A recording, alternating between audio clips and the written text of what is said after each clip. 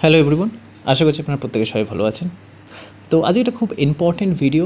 আপনাদের অনেক কিছু আপনারা শিখতে পারবেন, আপনারা জানতে পারবেন যে পার্টিকুলার কোন জিনিসটা আপনার লাইফে সবথেকে বেশি প্রবলেম দিতে পারে এবং কোন জিনিসটা আপনার লাইফ থেকে টোটালি অ্যাবসেন্ট হয়ে যেতে পারে, চলে যেতে পারে, বা পাওয়াটা আপনার জন্য খুব কঠিন হয়ে যাবে। কেন আমরা প্রত্যেকটা মানুষ কোনো না কোনো জিনিস পেতে চাই, কিন্তু আপনার বার্থ চার্টে যদি এই কম্বিনেশনটা থাকে, অলমোস্ট সবার বার্থ চার্টেই থাকে, ওকে, বাট কম্বিনেশনটা থাকে মানে কোন ঘরের সাথে কোনভাবে আছে, তো সেটা তারা বুঝতে পারবেন যে পার্টিকুলার এই জায়গাটাতে আপনার জন্য খুব ডিফিকাল্ট হয়ে যাবে সেটা পাওয়া। ওকে, তো এটা অ্যাকচুয়ালি ভেদিক অ্যাস্ট্রোলজির একটা রুল এবং কারাকাত ভাবম বলে একটা রুল হয়, তার উপর বেস্ট করে এই ভিডিওটা। ওকে, তো আমি এক্সপেক্ট করবো আপনারা ভিডিওটা পুরো দেখবেন, তাহলে আপনারা বুঝতে পারবেন যে আপনি যে এফর্ট লাগাচ্ছেন লাইফে, আপনি যে কোনো জায়গায় যে চেষ্টা করছেন সেটা কতটা আপনার জন্য বেনিফিশিয়াল হতে পারে, বা আপনার লাইফে কি সত্যি এই জিনিসটা মিসিং।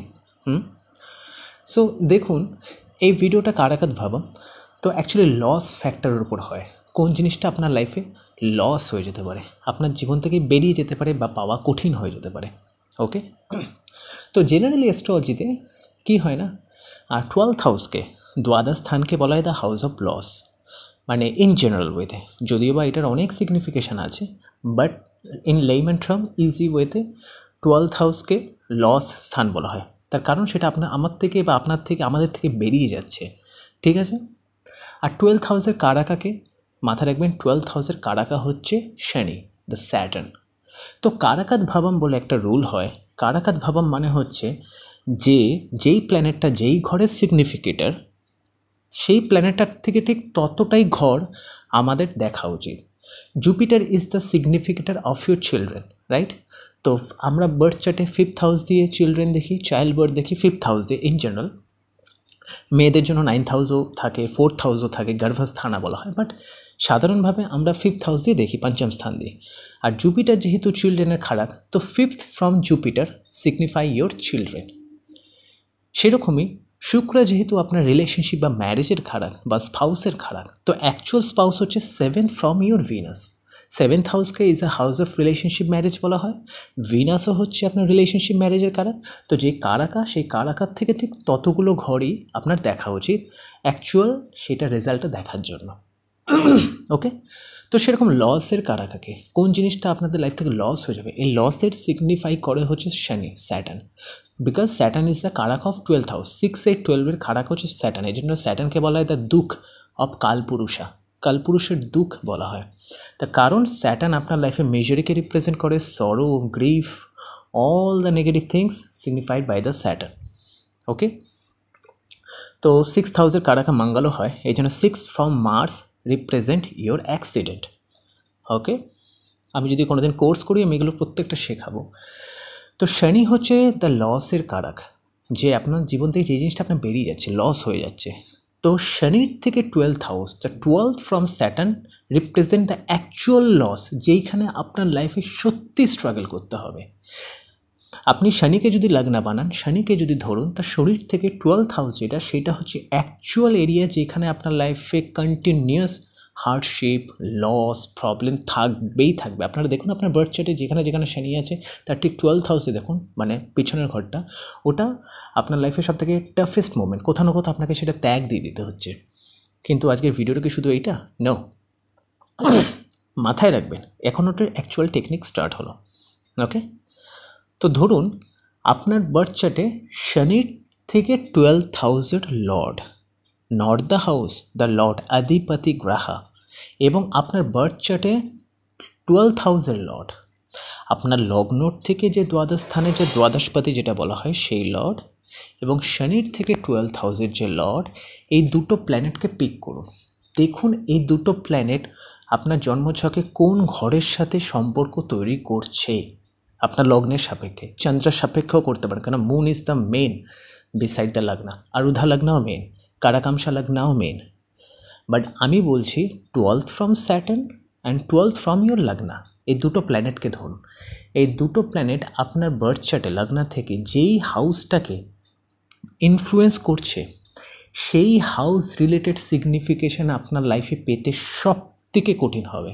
ইদার আপনার জীবন থেকে সেটা লস হয়ে যাবে, আর অর আপনি হয়তো চেষ্টা করেই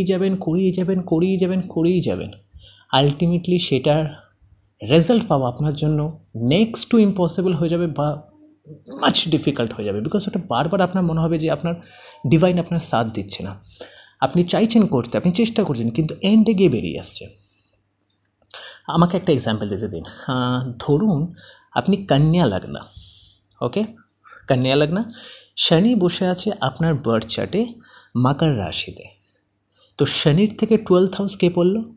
ধনু, মানে বৃহস্পতি। তো এখানে বৃহস্পতিকে ধরুন, আর আপনার লগ্নের সাপেক্ষে 12th হাউস কে হলো? আপনার যদি কন্যা লগ্ন হয় তো 12th হাউসে লর্ড কে হলো সূর্য, সান।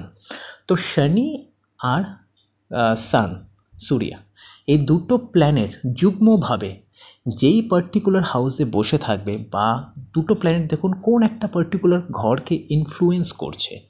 ধরুন এই দুটো প্ল্যানেট বসে আছে আপনার লগ্নাতে বা 7th হাউসে, লগ্না বা 7th হাউস থেকে ধরুন 7th হাউসে ধরো ইনফ্লুয়েন্স করছে, তাহলে ম্যারেজ হচ্ছে একটা এমন প্লেস যেখানে আপনার মানে সেইটাকে তৈরি করা বা বিয়েটাকে মেনটেন করা আপনার জন্য কঠিন হয়ে যাবে। যদি লগ্নাতে থাকে তো সে লগ্নের উপর যদি ইনফ্লুয়েন্স করে, তাহলে আপনার হেলথ, আপনার নিজের ইমেজ, আপনার ইন্টেলিজেন্স, আপনার ইমেজ ইন দ্য সোসাইটি, বুঝতে পারছেন?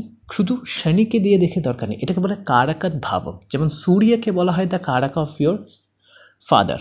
তো 9th from Surya represent you're the actual father, whether your father is helping you or not in your life.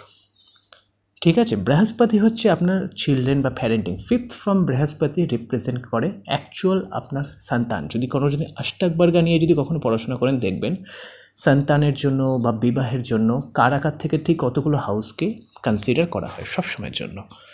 তো দেখুন শনির থেকে 12, এমনিতেও শনি আপনার বার্থ চার্টে যেখানেই বসে থাক না কেন, তার 12th হাউসে সবসময়ের জন্য প্রবলেম থাকে, সবসময়ের জন্য কঠিন পরিস্থিতি আপনাকে ওখানে ফেস করতে হবে, ইজিলি পাবে না। কিন্তু ওই লর্ড এবং আপনার লগ্নের থেকে যেই লর্ড যদি কোনো একটা, দেখবেন দুটো প্ল্যানেট কোনো একটা একটা হাউসকে, একটা ঘরকে ইনফ্লুয়েন্স করছে, তো সেইটা দেখুন। এবার আমি নিশ্চয়ই আপনাদের স্পুন ফিডিং করে দিতে পারবো না what is the meaning of the first house, second house, third house, 4th house, 12th house অবধি। এটা আপনাকে বেসিক অ্যাস্ট্রোলজি জানতে হবে কোন ঘর কী রিপ্রেজেন্ট করে। যদি 2nd হাউসে যদি ইনফ্লুয়েন্স করে, তার মানে আপনার জন্য ফিন্যান্স, আপনার লাইফে ফ্যামিলি তৈরি করা, ফ্যামিলি ক্রিয়েট করা আপনার জন্য সবথেকে হার্ড হয়ে যাবে। ওকে, এটা তো হলো ফার্স্ট টেকনিক। সেকেন্ড আরেকটা টেকনিক আছে, অ্যাকচুয়ালি এটার 3টে টেকনিক হয়। 3 নম্বর টেকনিকটা আরুধা লগ্না দিয়ে দেখে, কিন্তু ওটা আমি আজকে বলবো না, বাট সেকেন্ড আরেকটা টেকনিক আছে। তো এই সেকেন্ড টেকনিকটা ভেরি ভেরি ভেরি ইজি। ওকে, দেখুন আপনার বার্থ চার্টে আপনার যেই লগ্নই হোক না কেন, ওকে, এবার দেখবেন এটাকে বলা হয়েছে নারী টেকনিক। সেকেন্ড হাউসকে, মানে সেকেন্ড যে টেকনিকটা আপনাদের সাথে শেয়ার করছি, ফার্স্টের টেকনিকটাকে তো খুব ইম্পর্টেন্ট, সেকেন্ডেরটা আরও ইম্পর্টেন্ট। কোন জিনিসটা আপনার লাইফ থেকে লস হয়ে যাবে। তো যদি কখনো যদি চন্দ্রকলা নারী নিয়ে যদি কেউ যদি আপনারা যদি একটু চর্চা করেন, দেখবেন যে নারীতে না, স্পেশালি চন্দ্রকলা নারীতে নবাংশা সাপেক্ষে আপনার ঘরকে, মানে আপনার বার্থ চার্টে যে first house, second house, third house যেগুলো থাকে, এগুলো সিগনিফাই করে, ঠিক আছে। আর সেটাকে আমসা বলা হয়, ঠিক আছে। ফর এক্সাম্পল, আপনার লগ্ন যাই থাকুক না কেন, আপনার লগ্নের সাপেক্ষে প্রথম ঘর, দ্বিতীয় ঘর, তৃতীয় ঘর, এগুলো তো থাকে। এবং ধরুন নবাংশাতে যদি কোনো ঘরে যদি সেই কোনো প্ল্যানেট বসে থাকে, তো সেটাকে সেই আমসা বলা হয়। ধরুন যদি আপনার লগ্নের সাপেক্ষে যদি 7ম স্থানে যদি কোনো নবাংশাতে যদি কোনো গ্রহ থাকে, তো সেটাকে ভারী আমসা বলে, ভারী আমসা, ভার স্থান, ভারী বা দ্বারা আমসা বলা হয়, বিকজ এটাকে স্পাউসের জায়গা। যদি 8ম স্থানে যদি কোনো প্ল্যানেট থাকে, সেটাকে বলে রন্ধ্রাংশা। যখনই আমসা অ্যাড হবে তখন নবাংশাকে আপনাকে কনসিডার করতে হবে, ঠিক আছে। যদি নবাংশাতে যদি কোনো প্ল্যানেট থাকে যেটা আপনার লগ্নের সাপেক্ষে পড়বে, তো সেটাকে বলা হয় হচ্ছে আপনার ধর্মাংশা। 10ম স্থানে পড়লে কর্মাংশা, একাদশ স্থানে পড়লে বলে লাভাংশা, এবং 12th সাইনে যদি কোনো পড়ে সেটা করলে ভারী আমসা, না সরি, 12th সাইনে পড়ে সেটাকে ব্যয়ামসা, যেটা ব্যয় হয়ে যাচ্ছে। এবার একটা ব্যাপার, আপনার যেই লগ্নই হোক না কেন, যদি ভাই ভিডিওটা না খুব টিউটোরিয়াল টাইপের হয়ে যাচ্ছে, অনেকে পছন্দ করবে না, কিন্তু আমি প্লিজ রিকোয়েস্ট করছি যারা অ্যাস্ট্রোলজি একটু জানতে চাও, কোনো দিন অ্যাস্ট্রোলজির কাছে যেতে হবে না। মানে আমি যেইভাবে শেখাচ্ছি তোমরা যদি জেনে যাও, অ্যাটলিস্ট তোমরা বুঝতে পারবে কোন জিনিসটা অ্যাকচুয়ালি কী সিগনিফাই করছে। ওকে, তোমার ধরো যে কোনো লগ্ন হোক না কেন, সো তোমার লগ্নের দ্বাদশ স্থান পড়ে, ঠিক আছে। এবার দেখো নবাংশাতে তোমার লগ্নের দ্বাদশ স্থানে যে রাশিটা পড়ছে, ওই রাশিতে কোনো প্ল্যানেট বসে আছে কি না, okay, let me give you an example. ধরুন তোমার বৃশ্চিক লগ্ন মানে বার্থ চার্টে নবাংশাতে যে কোনো তোমার লগ্ন হতে পারে, কিন্তু বৃশ্চিকের 12th সাইন কী পড়ছে? তুলা, দ্বাদশ স্থান। তো দেখুন নবাংশাতে ওই 12th রাশিতে, যাকে বলা হচ্ছে তুলা আমশা যেটাকে বলা হয়, কোনো গ্রহ বসে আছে কিনা, যেটা অ্যাকচুয়ালি তোমার লগ্নের সাপেক্ষে যাকে বলে ব্যয়ামশা বলা হয়, the 12th sign in the নবাংশা ডিসপোজিটর। যদি কোনো প্ল্যানেট যদি সেইখানে বসে থাকে, ধরো তুলা রাশি পড়ছে তোমার 12th সাইন, 12th হাউস, ধরো নবাংশাতে ওইখানে বুধ বসে আছে, মার্কিরি। তো মার্কিরি সিগনিফাই কী করে? তোমার মার্কিরি সিগনিফাই করে তোমার ফ্রেন্ডস, তোমার সিবলিংস, তোমার ম্যাটারনাল রিলেশনশিপ, তোমার আঙ্কেল, এবং তোমার বৃশ্চিক লগ্ন যেহেতু, তো একাদশপতি মানে তোমার এল্ডার ব্রাদার। তো তোমার লাইফ থেকে তার ইনফ্লুয়েন্স, তার প্রভাব সারা জীবনের জন্য বেরিয়ে যাবে, কোনো দিনের জন্য থাকবে না। ঠিক আছে, ধরো তোমার মকর লগ্ন D1 বার্থ চার্টে, নবাংশ চার্টে ধনু রাশিতে ধরো শুক্র বসে আছে, মকর লগ্ন তোমার ধনু রাশিতে শুক্র বসে আছে, তার মানে এই শুক্র হচ্ছে তোমার ব্যয় আমসাতে বসে আছে লগ্নের সাপেক্ষে। যেহেতু আমি নবাংশ ইউজ করছি, এই জন্য ব্যয় আমসাতে বসে আছে। শুক্র রিপ্রেজেন্ট করে ইয়োর স্পাউস, और তোমার যদি মকর লগ্নের সাপেক্ষে তোমার ক্যারিয়ার বা 5th হাউসের লর্ড মানে পঞ্চম স্থান, সন্তান স্থান, তোমার লাইফ থেকে এরা সারা জীবনের জন্য বেরিয়ে যাবে। হয় কোনো প্রবলেমের জন্য তোমার ম্যারেজে প্রবলেম হতে পারে, বা কোনো কাজের সাপেক্ষে তুমি বা তোমার ওয়াইফ তোমার সাথে সবসময় যেন সেপারেশন বা ডিস্টেন্স মেনটেন করা হয় না। আজকের ডেটে হাজব্যান্ড ওয়াইফ দুইজনেই প্রফেশনাল কাজ করে, কিন্তু কেউ একে অপরের সাথে মিট হয় না, দেখা হয় না, সেটা হতে পারে। বা যেহেতু পঞ্চমপতি 5th হাউসের লর্ড, তো সেই ক্ষেত্রে সন্তান উৎপত্তি হতে পারে, অসুবিধা হতে পারে, মানে ব্যয় হয়ে যাচ্ছে ওটা, বিকজ ওই that particular planet sitting in the ব্যয় আমসা তোমার লগ্ন সাপেক্ষে। তো এইভাবে তোমরা অ্যাকচুয়ালি জিনিসটা, আরেকটা হয় হচ্ছে আরুদ্ধা লগ্ন দিয়ে, ওটা তো খুবই ক্রুশিয়াল, বাট আরুদ্ধা লগ্ন আমি বলবো না।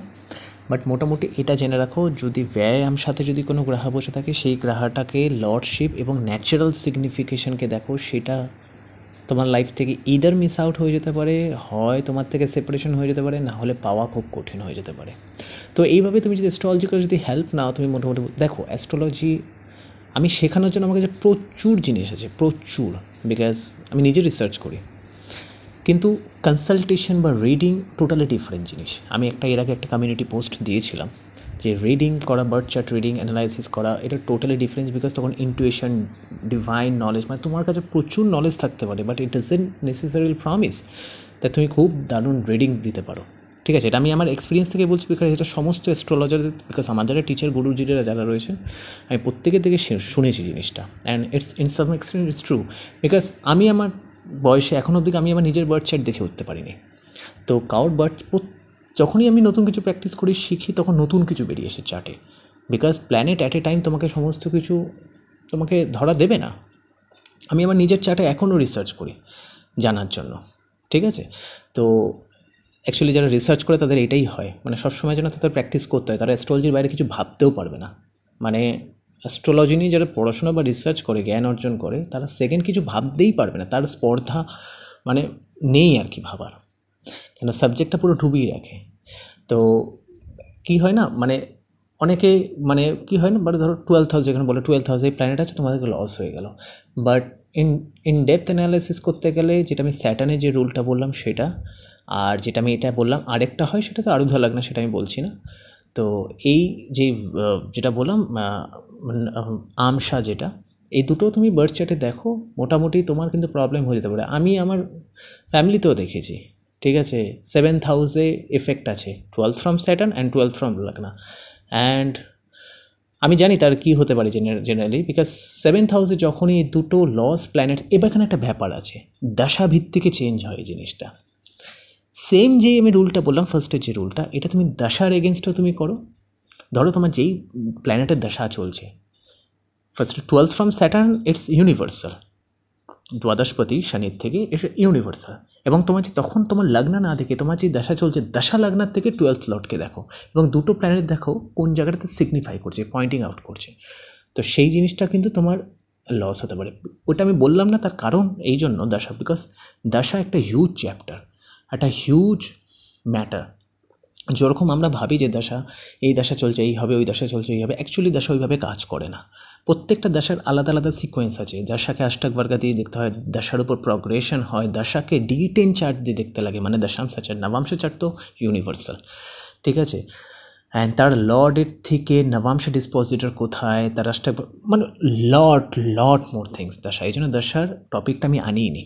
তো মানে যার বেসিক হিসেবে লগ্ন সাপেক্ষে দেখো, যেটা বললাম 12 ফ্রম লগ্ন, 12 ফ্রম স্যাটার্ন, দুটো প্ল্যানেট কোথায় ইয়ে করছে, আর এই আমশাটা। ওকে, আশা করছি ভিডিওটা ভালো লাগবে যারা লার্নার তাদের জন্য। যদি ভিডিওটা ভালো লাগে লাইক করে শেয়ার করেন, জুড়ে থাকো চ্যানেলের সাথে। Okay, take care and bye by.